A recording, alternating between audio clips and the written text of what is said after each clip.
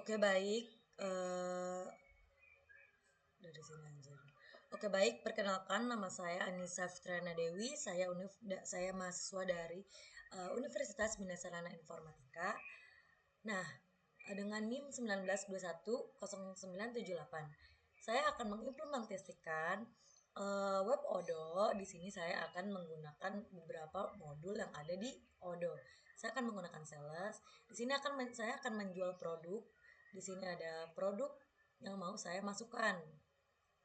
Pertama itu produk sudah dimasukkan. Setelah produk dimasukkan, di sini kita perlu ada customer. Setelah di sini sudah ada banyak customer yang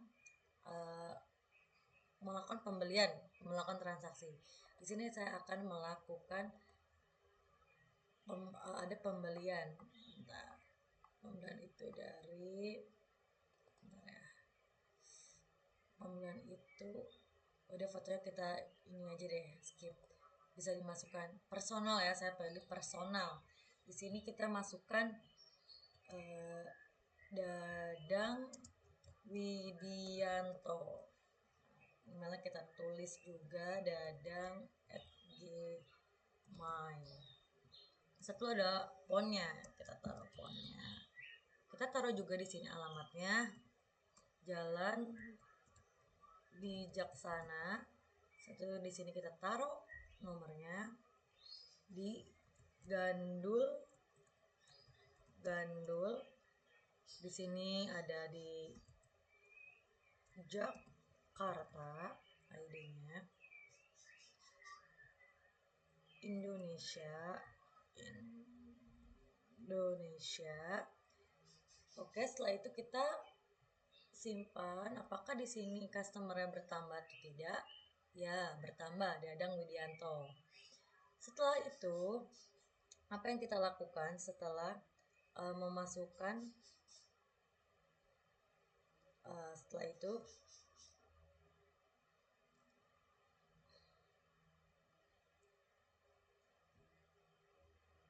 kita masuk ke quotation. Kita bikin quotation untuk ini. Di sini ada Dadang Widianto. Ceritanya si Dadang ini mau beli produk apa nih? NJS abu-abu, helm NJS. Dia mau beli berapa sih? Dia mau beli misalkan tiga. Nah, dia mau beli 3. Nah, di sini ada harganya, semuanya adalah 3 dikali 780. Jadi sini totalnya ada 2.537.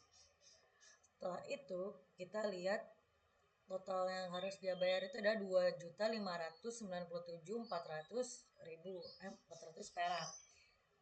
Ini sudah termasuk dengan pajak 11%-nya itu. Oke, setelah itu kita ke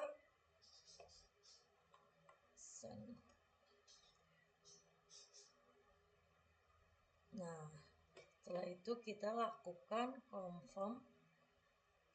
Dari confirm ini kita bikin create invoice. Nah, di sini itu kenapa saya pilih di sini ada create invoice itu ada 3 invoice yang harus kita bayar.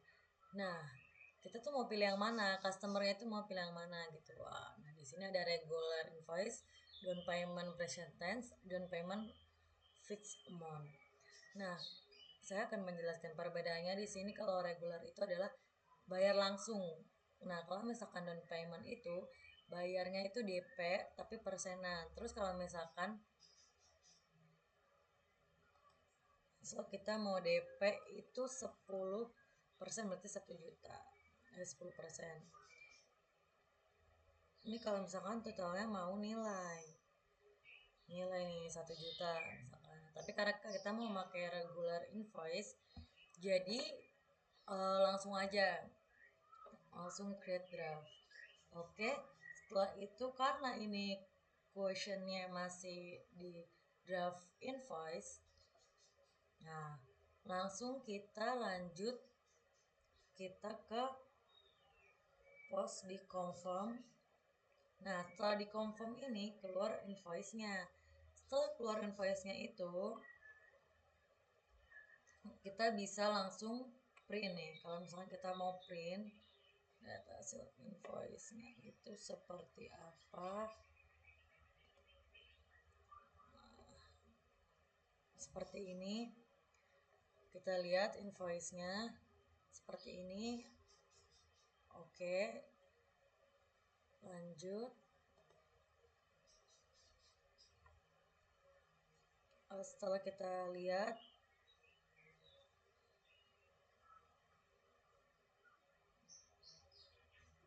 masuk ke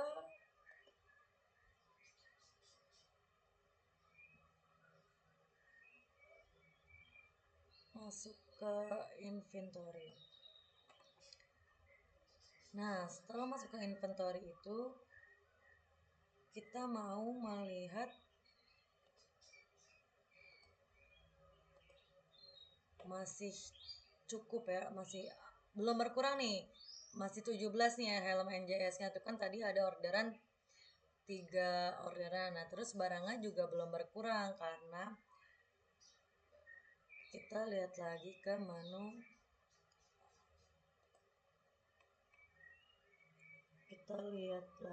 menu, invoice. Nah, di sini di menu invoice ini ada today ada 2 nih.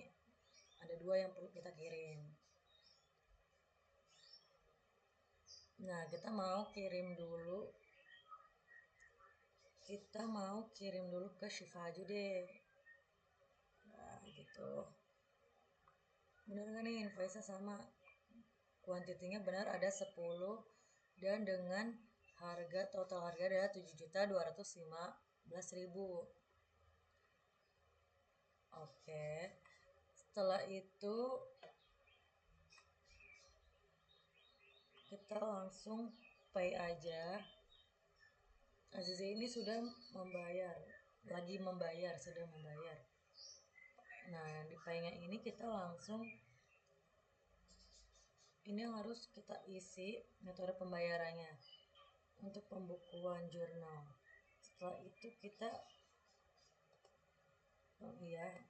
payment method itu metode pembayaran. Ya, kita ikutin aja bawaan yang ada di create payment. Nah, payment ini sudah dalam pembayaran, proses dalam pembayaran. Nah, sudah dibayar tetapi barangnya belum diterima. Oke. Setelah itu kita akan lanjut balik lagi ke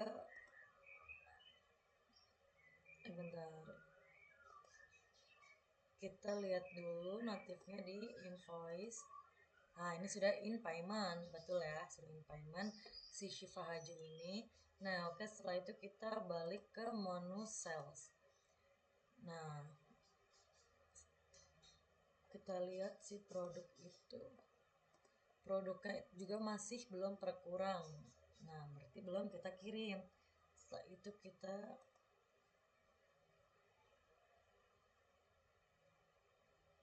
belum berkurang. Nah, saat itu kita mau kirim nih barangnya.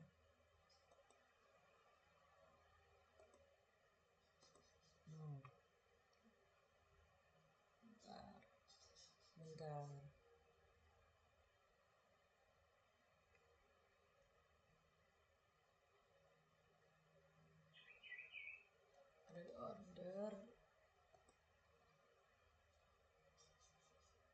Ada di order belum dikirim. Nah,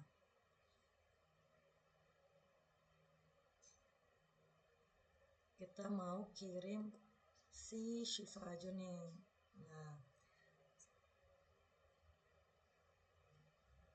kita lihat ini udah benar, dia sudah melakukan pembayaran, kuantitasnya 10.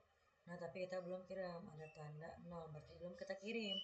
Setelah itu, sedangkan Di sini invoice sudah dia bayar 10, harga satuannya ada di 650 dan pajaknya ada di 11%. Nah, ini belum termasuk pajak. Oke, untuk mengirimkan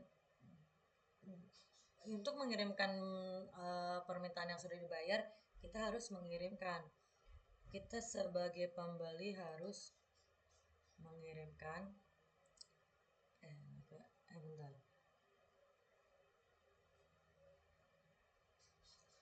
bentar ulang ya, ke Siva Haju.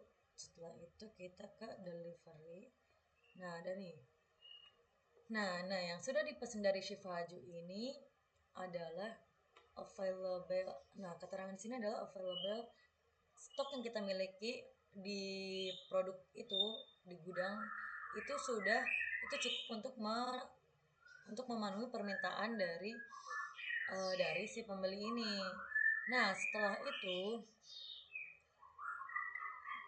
demand-nya itu permintaan dan kuantitasnya itu adalah jumlah yang mau kita beli adalah 10 dan permintaannya adalah 10. Langsung aja kita validasi dulu. Nah, karena kita belum dikirim, di confirm. Nah, setelah itu kita lihat di stok barang kita berkurang nggak nih? Stok barang ada di produk sudah berkurang belum nih helm putihnya? Nah, sudah berkurang ya, jadi 7. Oke, karena kan sudah dibeli oleh Siva Haju. Nah, seperti itu. Nah, terus kita selanjutnya akan cek ke di accounting, customer invoice. Nah, di sini sudah di in payment. Nah, setelah itu kita akan ke di inventory-nya juga kita cek juga ya produknya. Nah, sudah berkurang juga ya produknya. Nih, jadi 7 yang tadi dibeli. Nah, setelah itu fungsi tadi kita centang yang tracking inventory itu untuk melihat supaya barang yang sudah ter-tracking dari sales ke inventory, jadi berkurang nih barangnya. Oke. Nah, setelah itu kita lanjut ke manufacturing. Ini kalau misalkan fungsinya adalah kalau misalkan persediaan yang kita habis di sales, kita jadi perlu menambahkan. Tapi karena persediaan produknya masih ada di sale, jadi nggak perlu kita tambahkan. Oke, jadi nggak usah kita tambahkan di manufacturing. Baru kalau misalkan habis kita tambahkan lagi. Nah, setelah itu manufacturing. Kalau misalkan ini kalau misalkan kita mau masukin apa tuh, di sini kita mau nambahin apa nih, produk apa nih. Nah, kita sebagai penjual harus menambahkan kalau misalkan produknya sudah habis. Tapi terus kalau misalkan produknya habis dan ada permintaan, kita harus masukkan lagi produknya. Oke, setelah itu karena produk kita masih banyak, masih ada gitu, masih cukup, jadi nggak perlu ditambahkan lagi. Oke, sekian penjelasan presentasi dari saya. Kurang lebihnya mohon maaf. Wassalamualaikum warahmatullahi wabarakatuh.